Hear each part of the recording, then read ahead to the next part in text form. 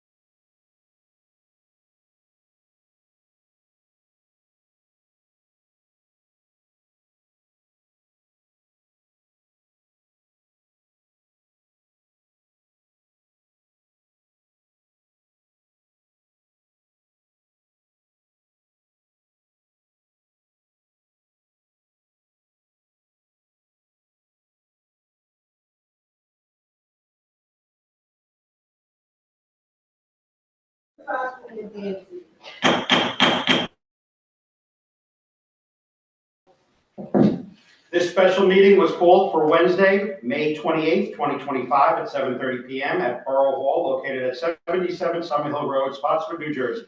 Pursuant to the provisions of the New Jersey Open Public Meetings Act, NJSA 10-4-8B, the public may choose to attend this meeting electronically via Zoom. This meeting was advertised on the Spotswood website and in the Home News Tribune. Before we begin, we're going to salute the flag. Everybody please stand, and after we salute the flag, please observe a moment of silence for R.J. Oros and Psalms Chief. I pledge allegiance to the flag of the United States of America and to the republic for which it stands, one nation, under God, indivisible, with liberty and justice for all.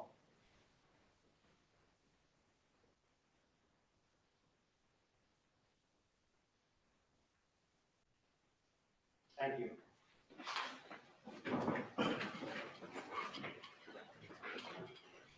Calling of the roll, Councilman Larry Kramer. Here. Councilwoman Dawn Schwartz. Here. Councilman Ed Seeley. Here. Councilman Andrew Zaborni. Here. Council President Nicholas Legakis. Here. Mayor Rich O'Brien. Here. Okay, we have an ordinance 2025-04, first reading, introduction, public hearing set for June 16th, 2025. Ordinance to exceed the municipal budget appropriation limits and to establish a cap bank, NJSA 40A 4-45.14. I'll take a motion, second, and this is going to be followed by roll call. Make a motion that we accept ordinance 2025-04 on the first reading. Second. Calling of the roll, council members, Kramer. Yes. Schwartz. Yes. Seeley. Yes. Zaborni. Yes. Legakis. Yes. Thank you. All right, we have a presentation of the 2025 budget. Mayor, you are on. All right. Good evening, everyone. Thank you for being here. Before I begin, I think I'll echo what the council president said and ask you all to continue joining in condolence for the Oros and Masucci families. And I would ask you all to continue to pray for RJ and for Sam. Thank you. We're going to talk about the 2025 budget. It's a privilege to be able to do that. It's a privilege to be the mayor of Spotswood. A lot of people have been asking over the last few weeks, boy, do you regret this job? The answer is no. So, 2025 budget, if I'm locking you, let me know. So it's a lot of paper, it's a lot of work. I'm the one standing up talking, but it's really the work of a team of dedicated people. To put the budget together, you start with department heads and key staff, asking them what they need, what they want, what they desire for their respective departments. And then you start a series of round robin of meetings. We've been through about 8 or 9, I think, budget meetings. And the principal architects of this budget are right here tonight. Fred Carr, our business administrator, and Sean Kemp, our CFO. So I thank you gentlemen for the work you did putting this together. So let's talk about the 2025 budget. In order to do that though, we've got to begin with 2024. You may have heard, you may not, that there were some issues in the previous administration. So we're going to get into that. So we entitled the slide, "How did we get here?" Because I am going to tell you now, we'll talk in detail in a moment, but we are going to ask the council and you, the taxpayers, for a municipal tax increase in 2025. And hopefully I'll be able to explain how we got there or here. So we all know the local tax rate was held flat for the last 3 years of the Palmer administration. That was a wonderful thing. We're all taxpayers in the room. While that was going on, our health insurance costs went up over 80%. Salaries, which are usually contractually obligated, rose in turn. Legal expenses exploded. In the last year of Sealy's administration, spent roughly $100,000 on legal services. In the 4 years of the Palmer administration, we spent nearing $1.2 million. The borough attorney collected almost $800,000 during that time frame. And of course, we all know just from ShopRite and everyday life, the costs of goods and services has skyrocketed. How did they do that? What magic trick was employed to enable them to do that? Hold the taxes flat, which is your revenue as a company, and yet spend more and more money. Well, the previous administration used non-recurring revenue, which is a CFO term for basically gimmicking the budget to hold the taxes flat. I'll give you two examples. The first one is the obvious one. 85 Main Street, the people that developed the warehouse gave us $3.5 million. That money in successive budget years was plugged into the operating budget. That money is gone. People ask me a lot, are we getting a pilot payment from the folks at 85 Main? And we do. It comes quarterly. This year it's about $1 million. So we've gotten the first quarter's payment already. I guess the next one will be coming up soon. So we are getting that money. The contract with the owner of 85 Main Street basically says we get a level payment plus a 2% escalator each year, or the greater of that number or the utilization, and there's a formula in the contract. So when they finally lease the facility and start occupying and using it, there's the potential for more revenue. But right now it's unoccupied, so it's level payment plus 2% year over year for a 30-year period. Like I said, that money's gone. Another example. So we have the general budget, we have the capital budget, big project budget, and then we have the water and sewer utility budget. That budget is self-liquidating, meaning the money we take in from the ratepayers goes out in the form of expenses, right? You're allowed to charge some of your general operating expenses against that budget. But there's rules as to how you do that and what's allowable and what isn't. We noted in last year's budget in particular, there were quite a few general operating expenses shifted from the operating budget to the water and sewer budget. That had the effect for 2024 of reducing the amount of money you needed to operate the general business of the township, the general fund, helping to keep the taxes flat. But that money's over there and it's still getting spent. So if you had had an auditor in 2024, that individual would have probably flagged that and said, hey, you've got to make this right in a subsequent budget year before the DCA or some other state entity comes to tell you you shouldn't have done that. We didn't have an auditor in 2024. The council passed an ordinance appointing an auditor in 2024. The next step would have been for the administration to send a contract and sign a contract with said auditor. That never happened. We learned of this in early 25, this year when we took office, when the auditor we appointed and did a contract with, Jerry Stankiewicz, contacted what he thought was last year's auditor and said, hey, I don't want to step on your toes, let's get together and talk about where you are in the audit. Well, much to our surprise, the answer was, we're not anywhere in the audit, we never got a contract. So some of the safeguards that would have been in place in 2024 to catch some of these budget, it's the right word, give me a word, manipulations, weren't in place. So that's problematic. While that's going on, we had some turnover, you may have heard, in our business and financial staff over the last few years here. I used to like to get up in the meetings and give a running total of how many BAs, CFOs, clerks, etc. So that caused the loss of tight control over our finances. Another favorite topic for a lot of folks in town is to ask about lawsuits. Spent a lot of time and a lot of money on lawsuits. There's still a number of them out there. They're not yet settled. So some of these legal bills that we talked about will continue to come in. And at some point, we're either in court or we're trying to settle these cases, and it's not solely within our control. By that I mean we have insurance.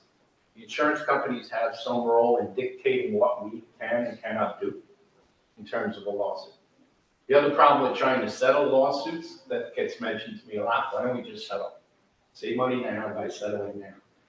We'd have to have the money to settle.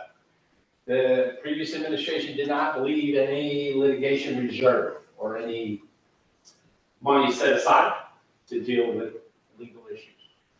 So that's an ongoing problem we'll talk about, and of course that contributes to a tax increase this year.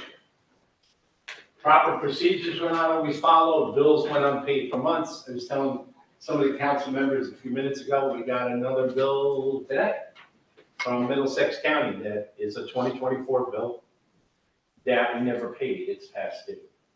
So that has happened, Fred, help me out, every day, every week, lots. That's a good technical term.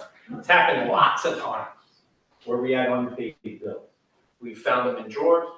When we got our files back, because our files were mislocated for a little bit of time, we found some more bills. We've got a lot of bills. We're paying the bills. That's the good news. The bad news is some of them keep coming up. There's not a lot of 2024 money left. So that impacts how we budget for 2025.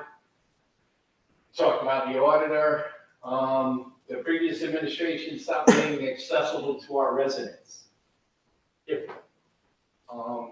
gotten a lot of positive feedback from like one of the simplest things I've ever seen. When we got here in January, Barry Zagman, ultimately Fred, myself, Anna, we opened the door to the mayor's office. People like that.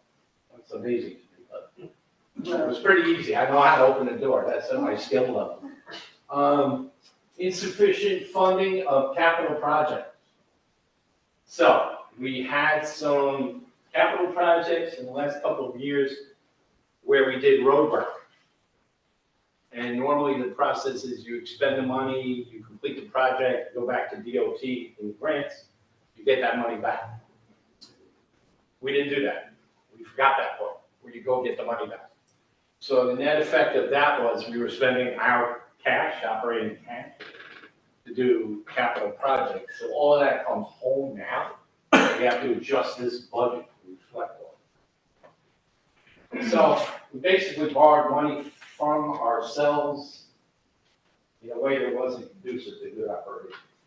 Okay, so that's what happened then. What are we going to do now? What's the goal this year, 2025? So the analogy I would give you is you bought a new property or you inherited a property and it needs some work. Maybe a roof, maybe some HVAC. You need some new, better equipment to keep the home from imploding. That's what we're going to do this year. We're going to rebuild our house. How are we going to do that? Well, trying to stabilize the workforce and reduce employee turnover. So I'm very excited to say 4 months in, I still have the same VA and CO. Alright, big achievement. It's a low bar. Alright, we're gonna hire a QPA. And it says done there in green. We did do that already. Why do we hire a qualified purchasing agent? 2 reasons. One, it raises our bid threshold, so we save time and energy. We're able to do certain contracts at a higher number than if we didn't have a QPA, which was the case for the last few years here. We had a QPA when the previous administration took office. Didn't last long. So we're going to ensure sound fiscal practices are followed. We're already involved in re-educating some of our staff and department heads because these things that we now require are a little different from the way it was before. But I see a department head in the audience, and I think it's not any more onerous than it was before. I'm hoping that's the case anyway. All right, we're going to try and resolve the open litigation with the help of Mr. Sachs, our borough attorney, to the extent that we can. With the help of Mr. Cahill, we're redoing our internal network. I know this is inside baseball, but it's real important to the staff here. You can't have a Zoom call without it pixelating and all that stuff. Some people have said to me, you guys aren't always very quick with responding to emails. We're trying to get better at that, be more responsive. Sometimes it takes a little while for the email to actually show up. So we're gonna redo our network. For those of you that are fans of Tim's work, his new and improved website is coming soon to a computer near you. Very exciting. And obviously, we're trying to enhance our communications to be more transparent. We were able to give the budget materials to the council 4 days ago, 5 days before. Next year will be better, because we'll be done sooner. I still think it's an improvement over last year when we got the budget, and now you like the presentation. So we're gonna try and change that. Campaign on the idea of completing an economic development plan.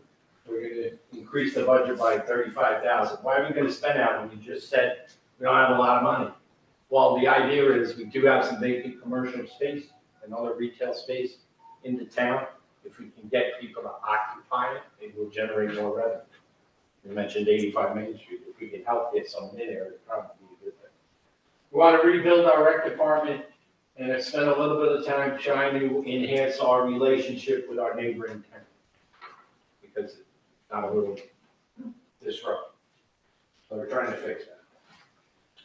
Okay, so we got that experienced VA. Mr. Carter's been doing this since the flood. We appreciate his experiences. We're paying out those past due bills. We mentioned it, QPA. We instituted some vendor caps. Previously, you could go over a certain amount in your line because you had to keep using this vendor or that vendor. We're going to clean that up to the point where it will trigger notice to us that you're getting close to the ceiling you want to spend. Our documentation is getting better. We got an auditor, Mr. Stankiewicz, that I mentioned. He's going to do both the 24 and 25 audits, so we had to raise that line a little bit. Again, that's because the 24 audit never took place. I've opened the office. We talked about that. I made hours for appointments, and we're meeting with people as often as you can to improve relationships. Okay. Capital budget, we're going to do some road projects, and we will get the grant money. We're also in the process of trying to recoup grant money from those previous projects that didn't go forward. We're looking at East Spotswood Park. We've talked about that, phase 1. To redo some of the playground equipment. IT upgrades, that's part of Tim's project. We have new servers, which will benefit the police department and the rest of borough operations. This legacy project is going to go away. We're looking at an ambulance. Oh, one of the things we found, and Barry Saget found this, we had previously bonded for certain pieces of equipment and never went ahead and completed the purchase. So we have basically money sitting at the MCIA, the Middlesex County Improvement Authority. And so we're going to use that money, which has already been paid and sitting there, to purchase these things. OEM's getting a truck, DPW got some vehicles we gotta get there. The other ask was a new garbage truck, but we're deferring that to next year because of finance. So let's talk about the actual budget. So these, if you see at the top where it says anticipated revenue variances from 2024. So this is what's different in this budget versus the old budget. So anything with a parentheses basically means a negative. So as we go down the line there, we see at number 3, developer's contribution. Now 1.5, the last installment from 85 million. That's gone, so we had to plug that hole.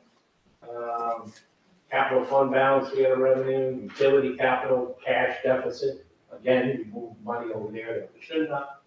So when you look at all those things, I think we started at 1.85 million in the hole going into this budget, which would have been about a, I don't know, $640 odd tax increase on the average home, which was untenable. So a lot of the next work over the next couple of months was whittling at that, whittling it in. So in the 2025 budget, you look at notable appropriations, where does your money go? So total salary and wages is $5.3 million. If you look at just police, the police department is $3.3 million. EMS is $494,200. But that number, the EMS number, is offset. Because we bill out-of-town residents with EMS, hard bill, we bring back about $300,000. So the net is about $200K to have our own EMS. Debt service is obviously a big number. And then the reserve for uncollected taxes, we have to appropriate for that in the event we don't receive that revenue. Okay, library tax, that comes off the top. That's a state statute. We don't dictate that. There's a formula. So whatever the formula says, that's what we gotta give to the library. It's going up by 43,000. One of the complaints that we got when we took office was the previous administration had delayed and wasn't necessarily being transparent with the amount of money due to the library. We're allowed to offset some of it in terms of administrative processes we do for the library, like payroll and stuff. We're able to reduce their outlay or the money we give them. So there was a lot of concern that the previous administration wasn't supplying documentation and maybe wasn't giving a fair accounting of the money's due. We've changed that. So they're getting their money on time each time it's due. Karen's very good at letting us know when it's due. And that money gets over to the library. And then overall, the tax levy change on the local level is going up $742,460. Okay. So here's the overview. You can see 24, 25, what we're proposing, requesting. Total appropriations of 14,705,790. That's at the bottom. That's an increase of 1.1 million over the previous year. If you consider the fixed cost increase, healthcare, salaries, which are contractually obligated, some of the other items, that's the best we could get to get to that 1.1. What does that mean to you as a taxpayer? So the average home in our town is assessed at $259,000. It's in that neighborhood. The increase that we're proposing to the council and to you, the members of the public, is $249.40 per household. That's on an annual basis. I'm not going to do the thing where I break it down over 365 days, less than a cup of coffee. We all understand how tight money is right now. After 3 years of flat taxes, I think it's understandable that it was going to be an increase. Do I like that it's $249 per year on the average? No, I wish it was more.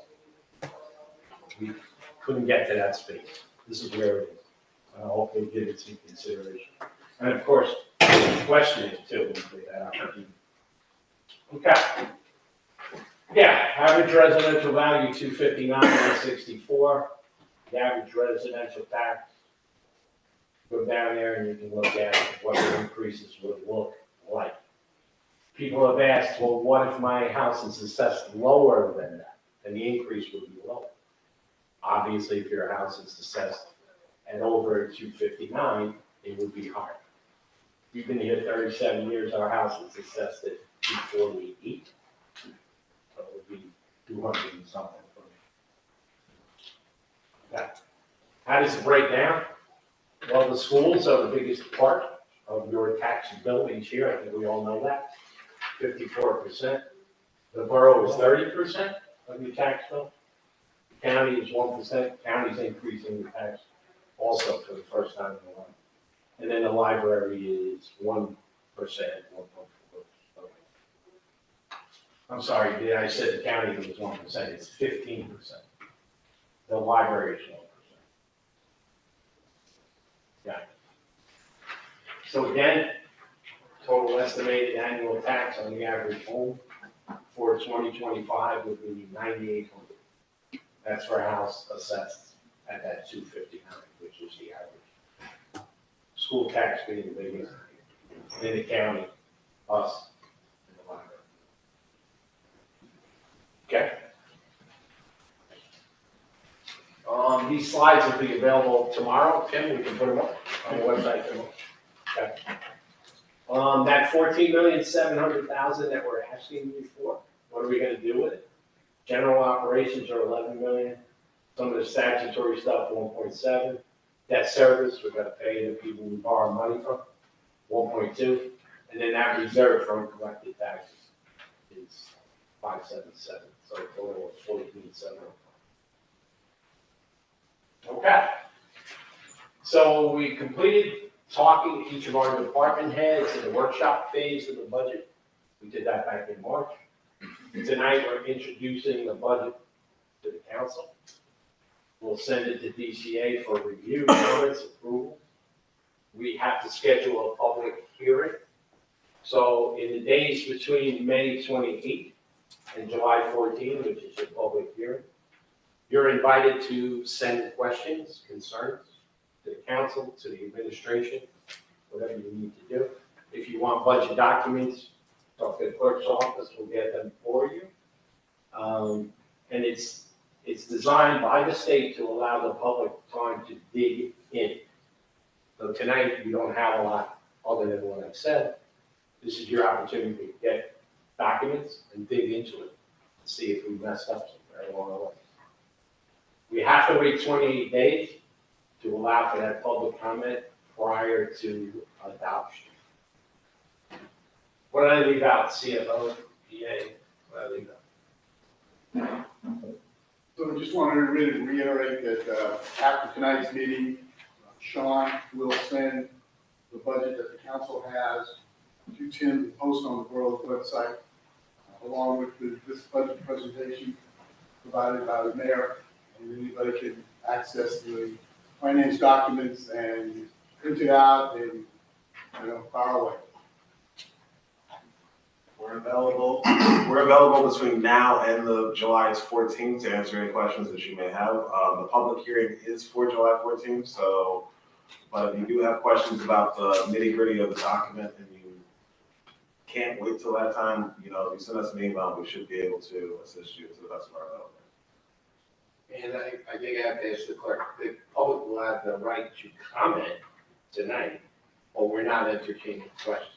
Correct. That public hearing is set for July 14th. And that's where they can ask any and all detailed questions. So whatever you're thinking about, hang on to it, come to the public hearing, or send it now, whichever way, and we'll get you in.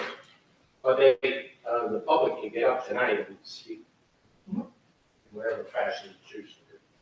Okay, all right. Thanks for listening. I have a question. I'm not gonna answer. The 28 days is from July 14th or from now?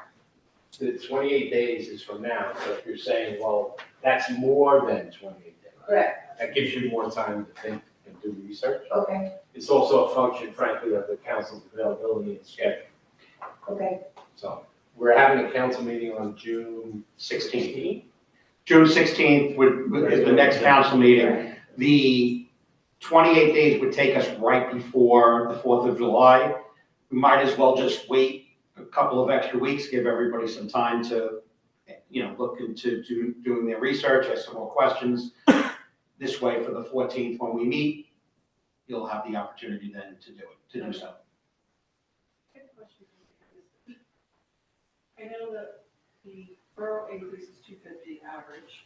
What is it with the school and the county tax? If you take the school, the borough, the library, and the county, on the average household, it's 414, It's 414.50 for 6. 414.50. All in. On an average of $250, right? Yeah, everybody's going up by a certain percentage. So that's how you get to that. 7%? No, by a certain number. Oh, certain, sorry. Yeah. Is there a certain percentage that overall represents the increase between all the entities? That's a good question to ask, and we'll answer that one at the public meeting with the document. Okay. Thank you for your time and attention. I wish I had better news. And Tim, thank you for your technical help. I didn't screw it up, so thank you. Thank you, Mayor.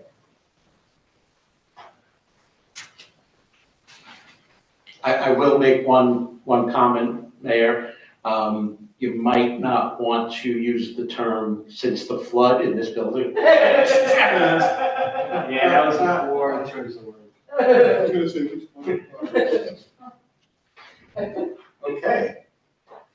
We have resolutions under consent agenda for tonight.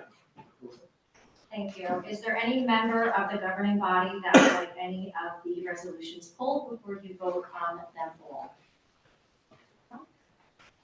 The resolutions under the consent agenda include Resolution 2025-95, the introduction to the 2025 budget. Resolution 2025-96, authorization for the execution of a fair and open contract for conflict public defender for legal services.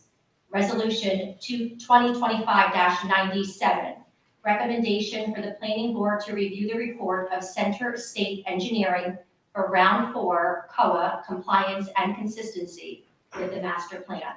I will take a motion, a second, and this will be followed by roll call. Make a motion to accept resolutions 2025-95 through 2025-97. Second.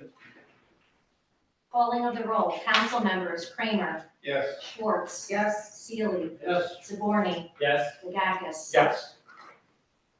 Thank you. Okay, at this time, I'd like to make a motion to open to the public. Second. Who was the first? Who was the motion? Nick? And Andrew?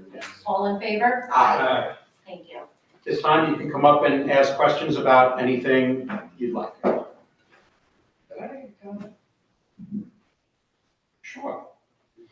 I'm not public, of course I'm public, I can stand up if you want me to.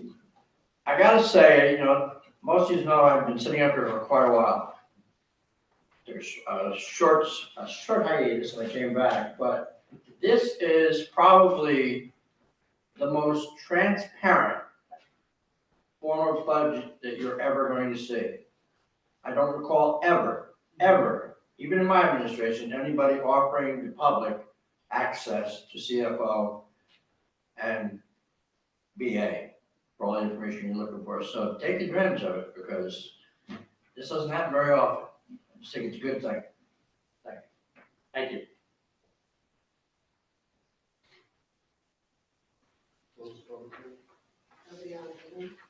Anybody on Zoom? Okay. Thank you. Make a motion to close the public portion. Second. All in favor? Aye. Make a motion to adjourn. Second. All in favor? Aye. Thank you, everyone. Have a great evening.